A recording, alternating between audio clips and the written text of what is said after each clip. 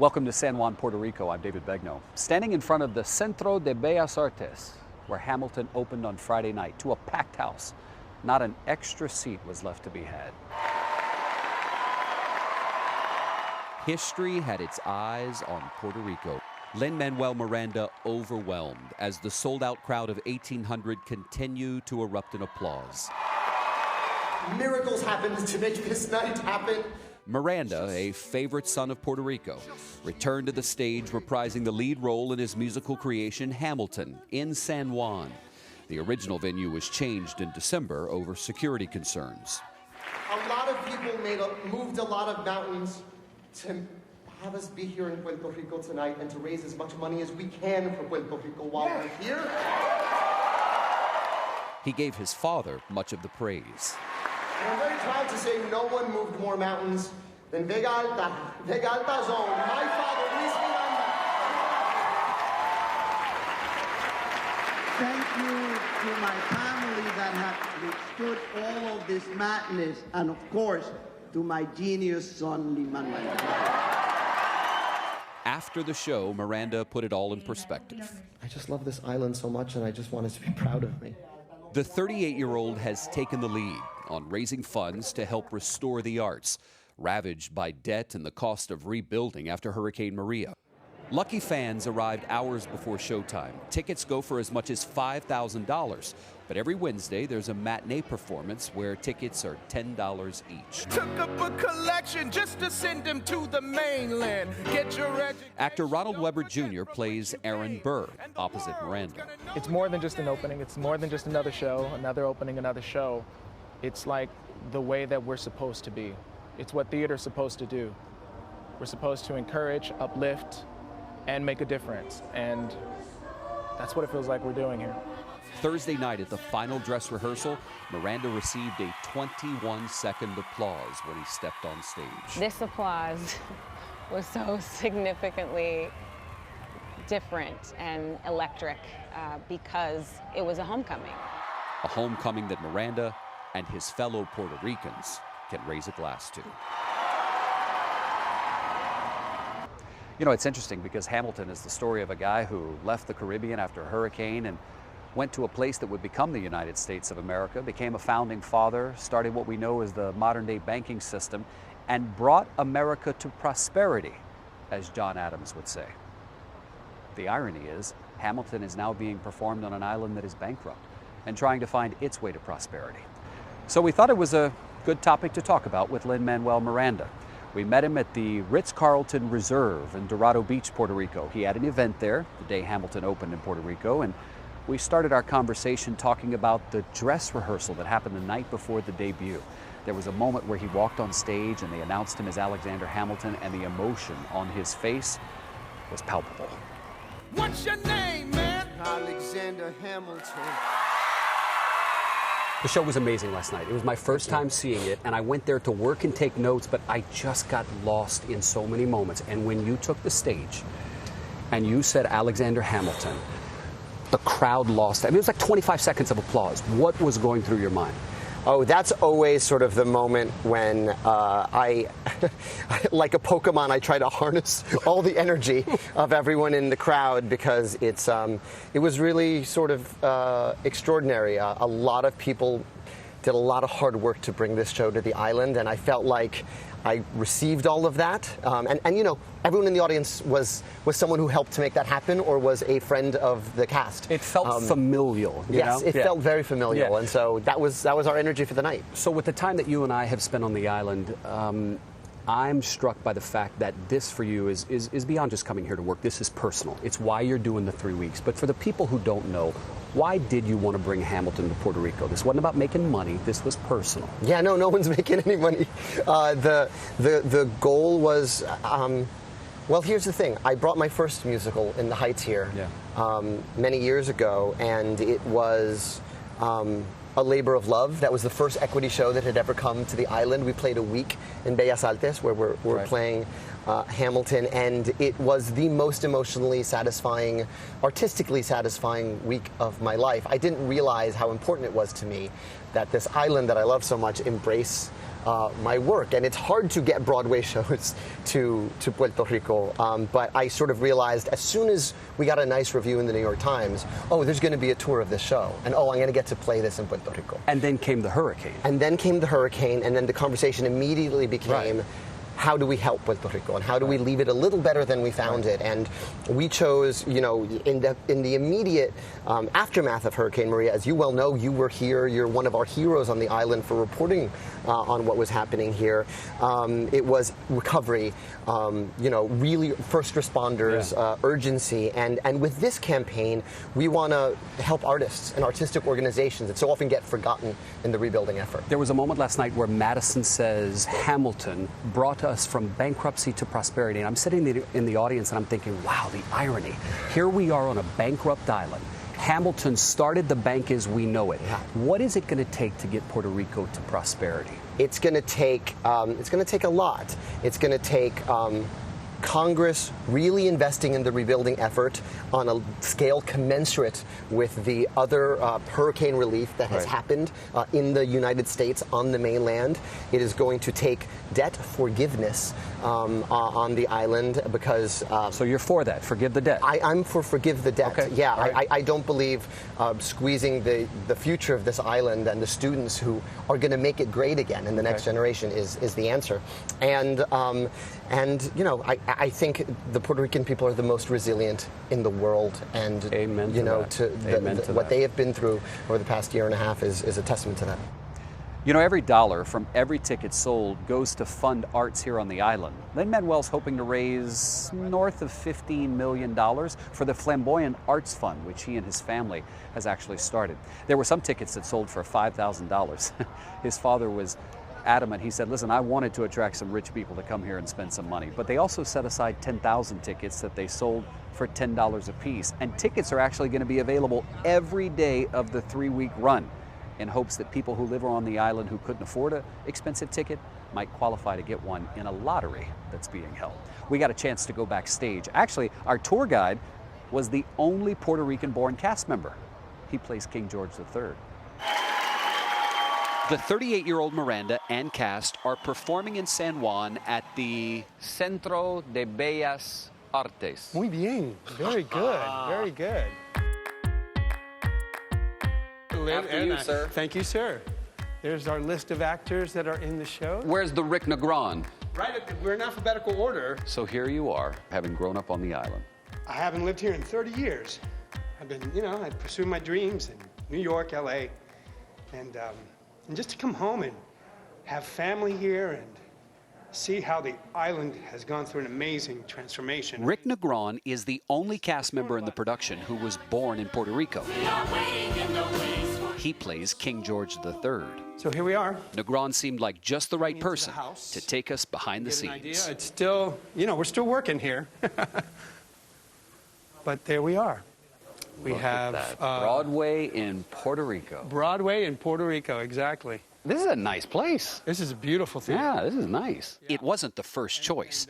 The musical was supposed to be put on at the University of Puerto Rico. That is the alma mater of Luis Miranda, who is Lin-Manuel's father. The island, and particularly the university, have gone through so much turmoil, change, economic austerity, that I figured let's put them on the map. But after $1 million was spent to repair the university's theater, a local labor union sent a warning. The letter ended up saying there are real problems at the University of Puerto Rico, and we want to advise bad things, protests can happen around your production. And you're thinking, I don't know if I can provide security for everybody who's coming to see the musical. Yeah, you know, we have 1,700 people inside that theater. Right. We have 150 cast and crew, including my son. What do you want this production to mean to the island? Puerto Rico is ready. That if this can happen, tons of other things can happen. Congress can give Puerto Rico the aid it needs. And when push comes to shove. Back at the theater with the king, Yeah. he introduced us to Vincent Hooper, who's from Austin, Texas. God, I wish I could move like that. Aside from those moves, he covers 6 roles in the musical. Hamilton is his first major production. Being a young black man, there are only so many shows, I think, that really give you the chance to stretch yourself this much and to dig in this much. At any given moment, how many people are doing a costume change behind the scenes? Oh my God, at some points you have almost the entire cast, ensemble, and principals changing. How about your outfit? Oh, you ready? I'm the king. And this is the pièce de résistance. Oh boy, look at this. That is my cape. Once I have that puppy on and the crown, there's only one way to walk, and it's regal. A regal cape for a regal set that arrived by boat from New York City. And they even let a commoner try out the cape for a millisecond. How's it feel? Good. I feel like Gayle King would look better in this. You know, Coming up after the break, the drama offstage. There was a venue change at the last minute. They had already spent $1 million at the University of Puerto Rico and then decided to move the entire production. And it all came down to a conversation Lin-Manuel's father had with a college student. It's a great story we'll share with you when we come back.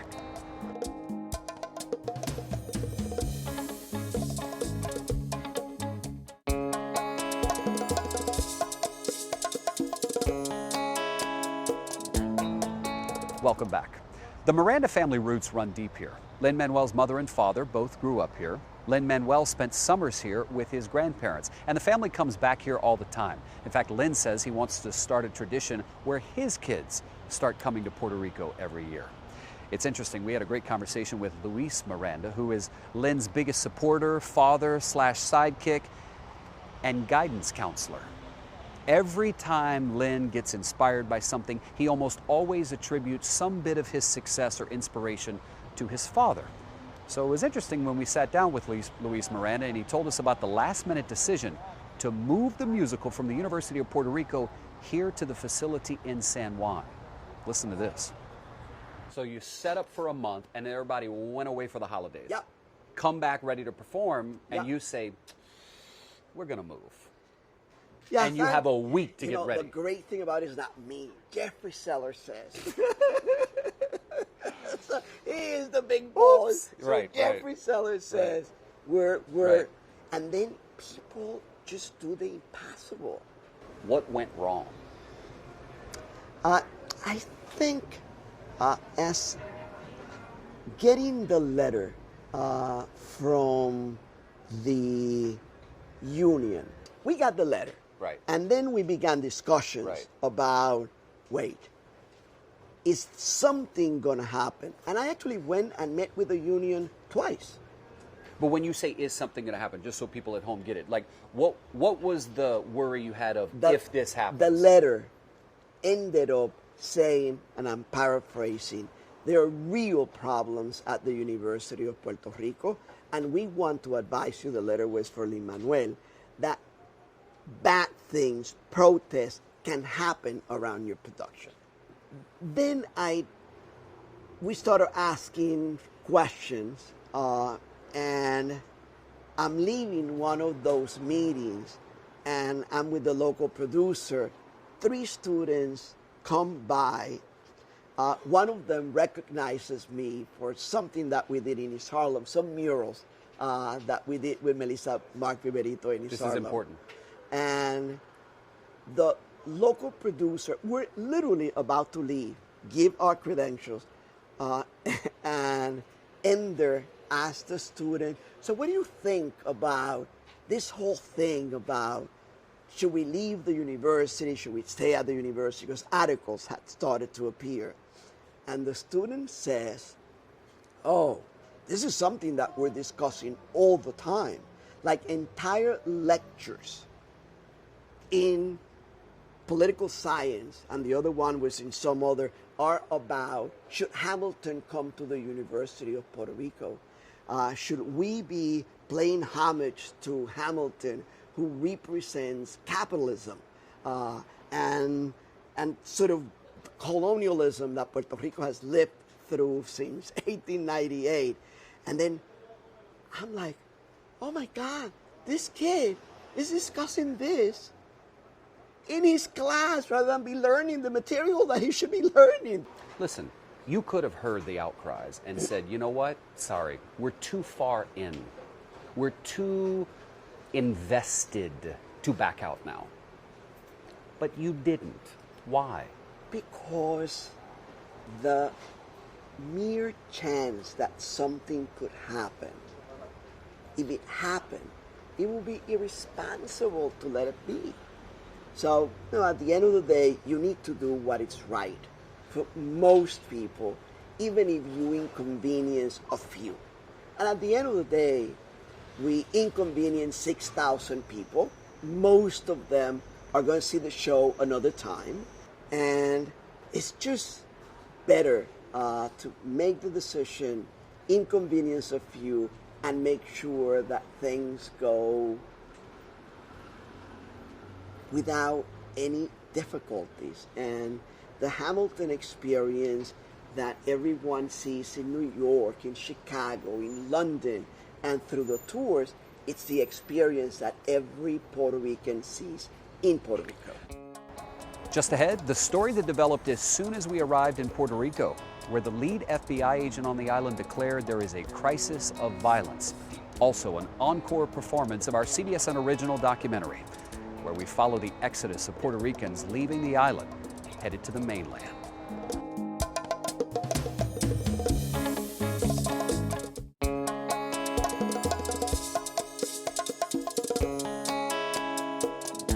When we arrived on the island, the lead FBI agent declared that there was a crisis of violence. He said it in an interview. So we asked if we could have our own interview, and he said sure.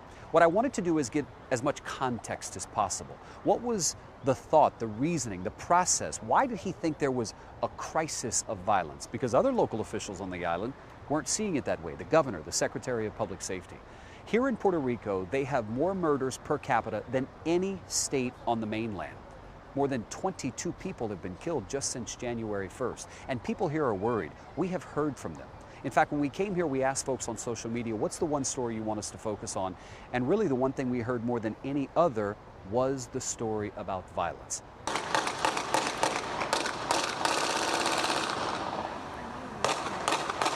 This is not a war zone. It's San Juan, Puerto Rico last Sunday. Gunfire erupted in an area frequented by tourists near the airport. A man is killed in the middle of the street by a gunman who shoots him again as the driver flees. The next day, two brothers were shot when a driver pulled up and opened fire in broad daylight. Then Wednesday, a gunman walked up to a man in his car at a gas station in Dorado and killed him at 8:40 in the morning. Do you feel safe walking down the street at night?